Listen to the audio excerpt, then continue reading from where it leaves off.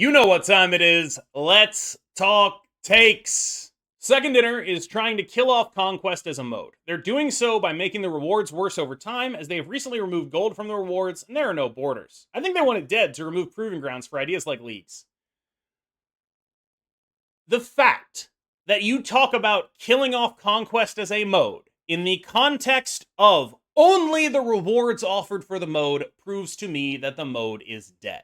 If the only reason you care about this mode is so you can get the rewards from it, the mode is a failure. People don't want to play this mode for the purposes of enjoying the mode. They want to play it so they can get free stuff. Absolute L. Failed mode. I don't know a better way to describe it.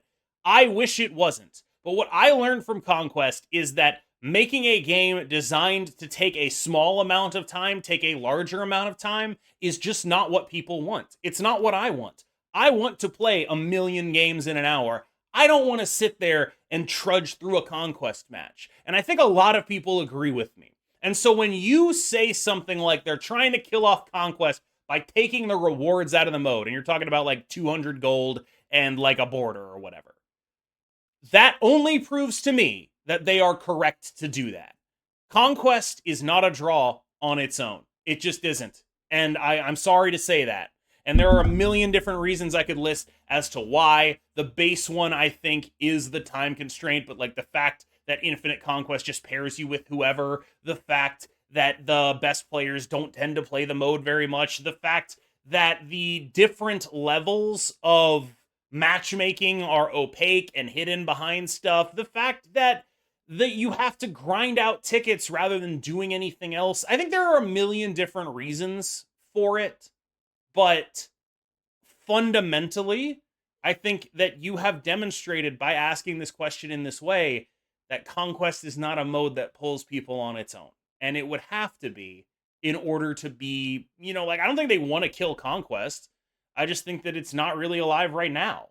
This game is getting more expensive with each update. Crying, laughing emoji. Also, we're never getting another series drop again.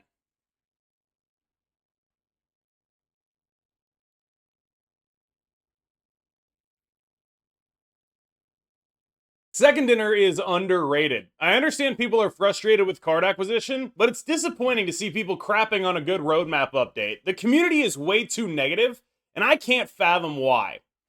I think that this is something that I personally wanted to talk about, not necessarily the community being too negative, but the sort of whiplash I keep seeing between a very negative comment followed by, oh, but I will continue playing this game. Oh, but I will continue playing this game. I saw so many takes about the compensation for the split bug.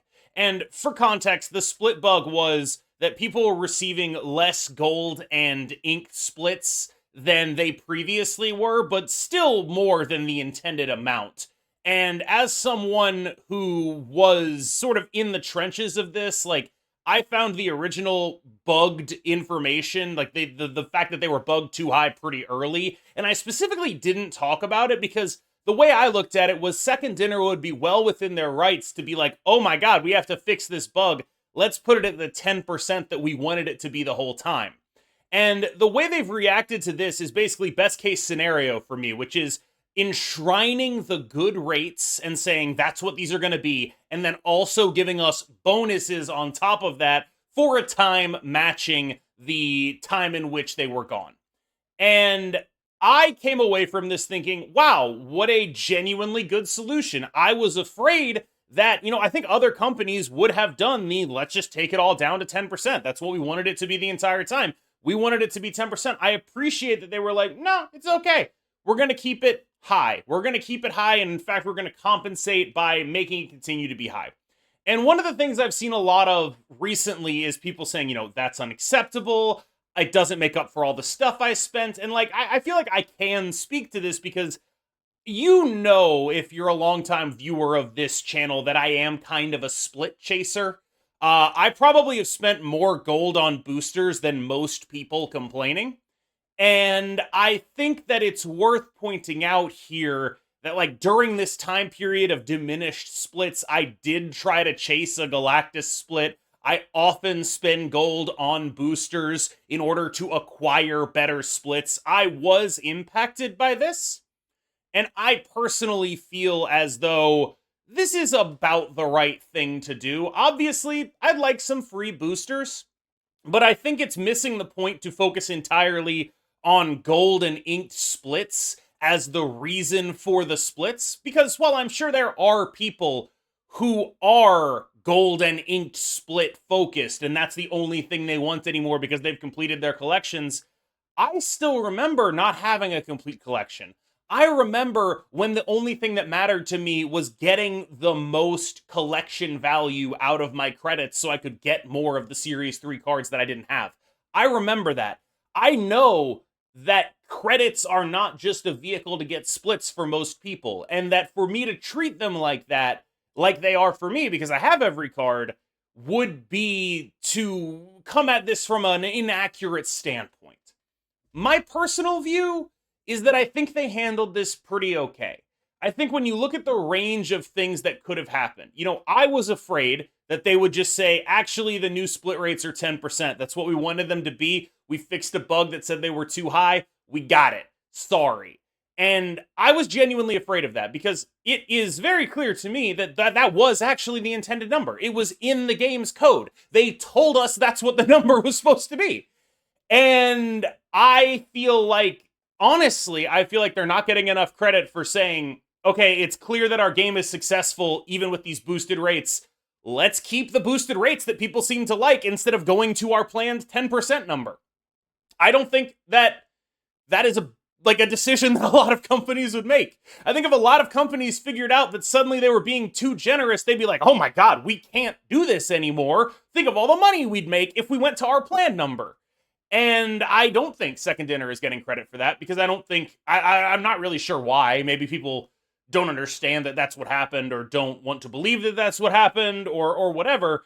But this whole conversation has really frustrated me because it's a conversation about what should be done in a difficult situation. And I personally believe that they handled the situation about as well as anyone could have handled it. I don't think they can reasonably go back and say, you split this 8 times, you would have gotten one more inked variant if the rates had been better or whatever. I don't think that's a reasonable ask from them. I personally think they handled this pretty well. And so when I log on to the internet and I see the response to this being like a pretty vast amount of negativity, it does sort of weird me out because it's like, okay, if I look at this and I'm like, I think they handled this pretty well, is it that other people don't understand that they could have handled this much worse? Or is it that the expectations are that they handle everything in an incredibly generous way? Have they set the standard such that people expect like 8,000 gold every time anything goes wrong? Have they set the standard such that people think that if they're mad enough on the internet, they'll get free stuff? And I wonder about that. I really do.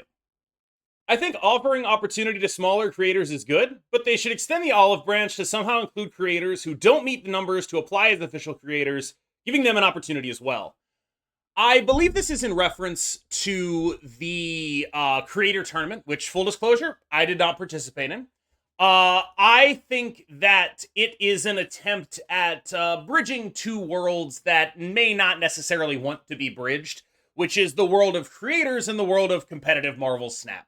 This is as close as you're going to get Second Dinner, New Verse, whatever, I feel, to doing competitive Marvel Snap.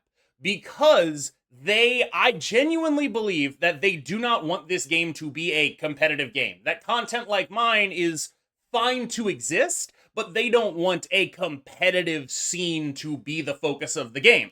Compared to a game like, Flesh and Blood, which is all about the competitive scene being the point of the game, this is not a game that wants to be that. It does not want to compete with Flesh and Blood. It doesn't want to exist in the same area as Flesh and Blood. If anything, it wants to be the anti-Flesh and Blood.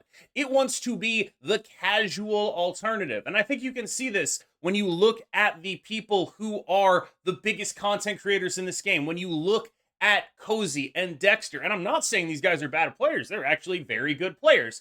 But what sets them apart, Cozy, Dexter, Regis, is that they're having fun all the time and that they are not constrained by a metagame.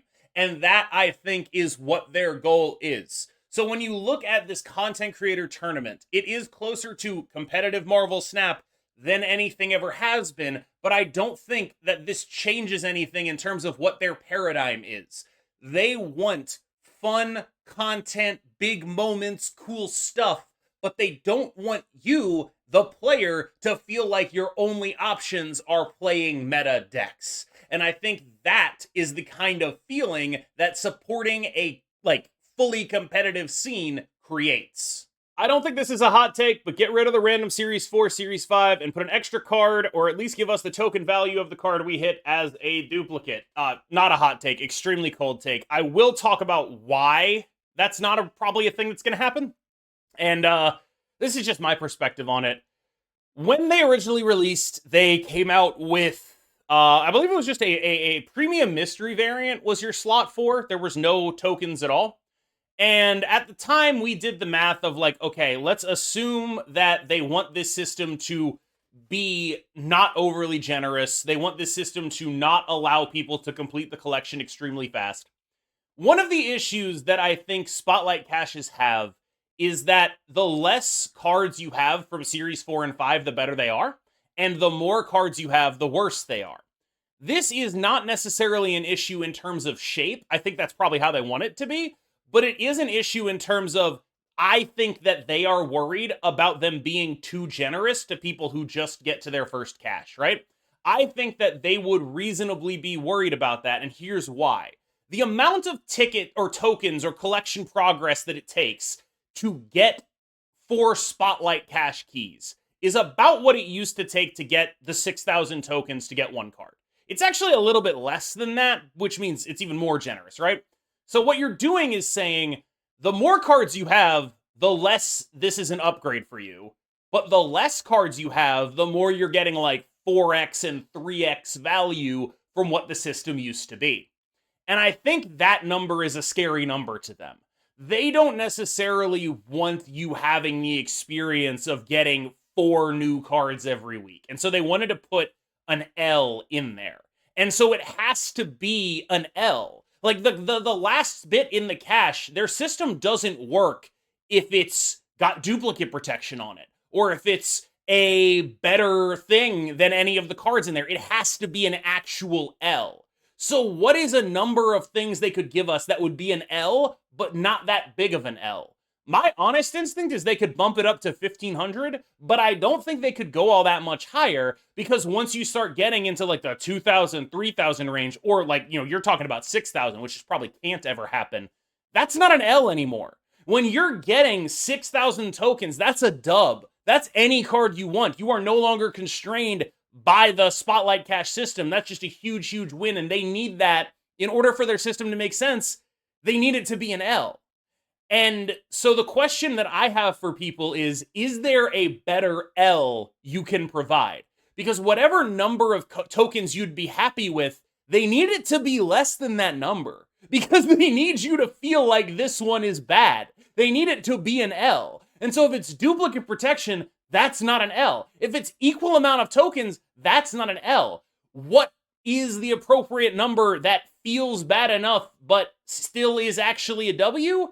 I feel like that's the constraints they're working with on this. And I personally think that with the inflation in the amount of cards in Series 5, that they could probably go to 1,500. I think that would be like a fair look at it, because, we started with, 40 cards in Series 5, and now we have like, 70, 80 or something, right? So sure, increase it a little bit. But I don't think realistically they're ever going to consider, even begin to consider, 3 or 6,000 in here. I just don't think that that works with how they envisioned that slot being an L. It's got to be an L. It can't actually be good enough. But what you'd want to do to make this argument is say, here's why circumstances have changed since you decided on 1,000 tokens. Here is an argument that you can increase it and still keep the format of the system the same. And that is the kind of argument that can actually get somewhere with them, I think. And I say this based on the fact that that is the kind of argument that I made that I believe helped get them to change it from a premium mystery variant to 1,000 tokens. If they want to nerf Spotlight Cash cards as frequently as they do, they should make cards more easy to obtain. Otherwise, they shouldn't touch any card that was in a Spotlight Cash in the last 6 months. This is unfortunately a non-starter, and I think that it sucks that the economy interacts with balance in this way. But what you're suggesting here is to effectively take a strength of the game, the ability to balance things, and make it a weakness in order to protect investments. I don't know a better way to tell you that this is a mistake than to say, go look at Magic right now. Go look at the Magic discourse about Jeweled Lotus and Dockside Extortionist and how people need to protect their investments, and tell me that's a good idea. Cards should be banned or changed or do whatever has to happen to them because of balance. Balance should be the only thing people care about.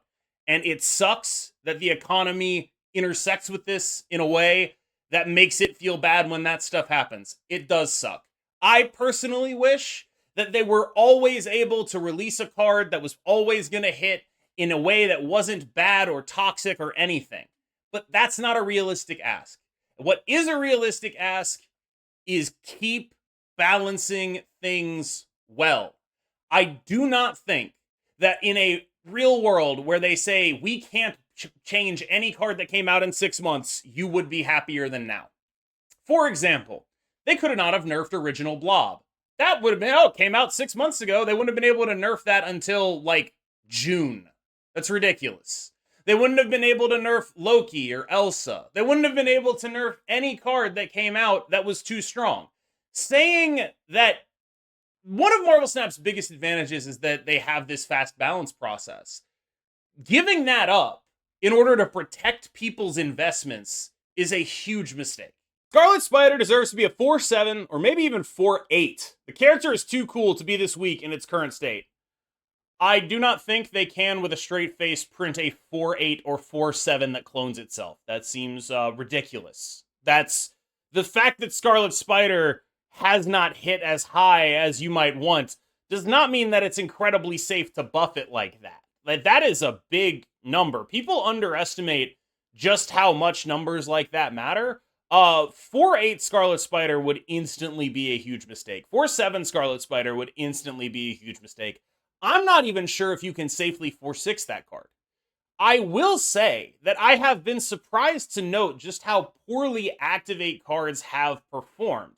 And I don't necessarily know what the implications of that are. Is that because they're face up? Is that because they're designed in such a way that they're seemingly roughly equivalent in power to these on reveals? Because I know when cards like Aranya and Scarlet Spider came out, people looked at them and said, the numbers on these cards are insane. Look at Aranya compared to Iron Fist. That's ridiculous, right? Look at Aranya compared to Ghost Spider. That's ridiculous, right? And it wasn't, because it's an Activate. And I think that there is an argument that because a card is an Activate, you can put more power on it. But I think what that means is that you want to put more power in the Activate. You don't want to be like, oh, baseline, it's a 4-7, upside, 4-14, no issue, where the upside is just, did you play it before turn 6, right? You don't really want to do that. I think that Scarlet Spider's in this weird sort of limbo because if I were them, what I'd have learned from this group of Activates is we can put more power on the Activate abilities. But what I would have not learned is we should make all the baseline stats on these Activates good and then make the Activates a free roll. I think the way in which these cards have hit has freed them up to make stronger Activates, but not stronger cards with Activates. Does that make sense? They're allowed to put more power. If they made Aranya now, maybe she'd say +3, right? That's the kind of thing that I think they should be doing with Activates, not just making them generically strong. Many are nervous about Snap getting competition with Pokemon coming out. Personally, I feel that the competition will only bring about reaction and a better game overall. I admire your optimism. I am not worried about Snap getting competition with Pokemon coming out in that sense. I think what my worry with Pokemon is very specifically that they haven't made a lot of improvements to the returning player experience, and that once you start missing a couple of metagame relevant cards, the game becomes a lot harder to really get back into at a high level. And so my worry about Pokemon Pocket coming out is not a direct one, but more like if people leave Snap for Pokemon Pocket, is Snap the kind of game that has the ability to win those players back? Because right now, I would say that the answer is probably not, because of the failures of the returning player experience, which I've talked about in previous videos. If you want to really get a deep dive on that, I did a video with TLSG when he came back to the game. Obviously, you can do it, and obviously a sufficiently invested player will come back to the game. But what I worry about are the people on the fence. Is there anything that can be done to win players back from Pokemon? Let's say they go over to Pokemon, the gameplay depth isn't what they wanted, the whatever it is, they're just not scratching the itch, and they come back to Snap, and like they're missing, whatever 4 cards just recently came out, and the metagame is dominated by those 4 cards. Like Agent Venom, for example, let's say you missed that, that would be really bad. That would be a really bad thing to miss, right? And so I wonder, I really do, about this game's ability to get players back in. I do think that improvements should be made. I don't know that they'll be made by the time that this game comes out. I hope that they'll be made maybe a month after that is that's what I want. What I want is for them to realize this is a potential problematic scenario and to address the problems in a way that could help win players back. But I'm not worried about Snap losing players to Pocket. I'm worried about people stopping playing Snap, and then once you're off that bike, it's a lot harder to get back on it. And that dynamic, I think, needs to change. Temporary game modes are a bad way to spend development time, and they need to be working on permanent additions to the game. Here's the thing, I think temporary game modes are actually a really good method of spending development time, and they need to not work on permanent additions to the game. I think what people mostly want out of game modes is a diversion from the normal experience, but I also think that the normal experience of Marvel Snap is the strongest thing that it offers. This game used to basically be nothing but a play button, and everyone loved it. And the more stuff they add that is, not just that play button, the more confusing things get. And I think that, to me, these one-off modes are actually really good because they capitalize on the excitement of the mode without burning it into the ground. The gimmick doesn't have enough time to get old. And I realize a lot of people will look at it and be like, it wouldn't get old. I promise you, it would get old. It would get so old 4 months in. You would be sick of it, and it would be being treated like people treat Conquest now. It's a joke that people go into to farm free resources, and that's it. That is not how a game mode should be treated. A game mode should be treated as something fun and fresh and should not wear out its welcome. And I think what we saw with Conquest is that when you take Marvel Snap's formula, which is very good, and you change it and make it less good in some ways, it will wear out its welcome. Marvel Snap's base gameplay is the strongest aspect of this game, by a lot. They do not need to be messing with that for long-term periods, nor do they need to be spending dev time and devoting multiple years to a game mode that takes what is good about the game and makes it less good. The Season Pass has so much trash. Whatever the new Season Pass is, I hope it's better than getting 15 random boosters in a tier, especially when compared to other games as a service. Okay, Marvel Snap is not a Fortnite or Overwatch, but the pricing is similar and the content is not. This last sentence is actually, obviously, the Season Pass is the best value for your money in the game, whatever. This last sentence is really fascinating to me. Marvel Snap is not Fortnite or Overwatch, but the pricing is similar and the content is not. I actually think that this is, almost objectively true, but it doesn't have to be. Marvel Snap is not Fortnite or Overwatch, and the pricing is similar. Here's the thing, though. There is no Marvel Snap replacement. There's not. People like to act like there is, but it's not like any other card games. They have a non-fungible game here right now. And maybe this changes when there are real competitors in the space. But I've seen people talking about Pokemon Pocket as a real competitor, and the overwhelming thing I've gotten out of it is it's not competing in the same way. It's similar, fast games, all that, but it's not competing with the core experience of this game. And it might be different, it might be better, it might be a different thing. But there is no, like, oh, I don't like COD this year, I'll go play a different shooter. Because Marvel Snap is barely a card game. The experience of playing Marvel Snap is just simply not the same as the experience of playing Hearthstone. It's not something that fits neatly into a genre. And I think that actually causes a lot of issues for the game, because rather than going and playing an alternative to it, people are unable to do this because there isn't an alternative to it. So they just get mad at it and they're like, why aren't you what I want you to be? Because I can't go anywhere else. I play Marvel Snap. There's nothing else. I can't do other things. And I think that's a bad dynamic to have with your community, but it's the only dynamic you can possibly have when you're the only person making a game in this space. This game isn't a card game even, really. Like, is it a card game or is it a board game? Is it closer to Magic the Gathering or is it closer to Warhammer? Like, what is it? Like, that's something that really strikes me, because there's a lot of dynamics that this has that a card game has, but there's also a lot of really crucial card game dynamics like attrition or card advantage that aren't really as big a part of this game if they are in it at all. And then there's dynamics that are in this game, like the space on the board really mattering, like value per space being an important thing, that aren't really in any other card game.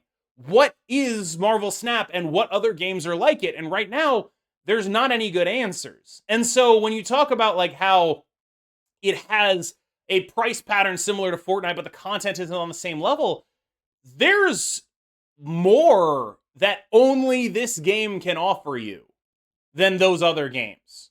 And I'm not saying that makes it a better game. Like Fortnite, come on now. But there is something that only Marvel Snap can give you, and I feel like it's hard to put a price on that when you say it doesn't deserve to be costed this much.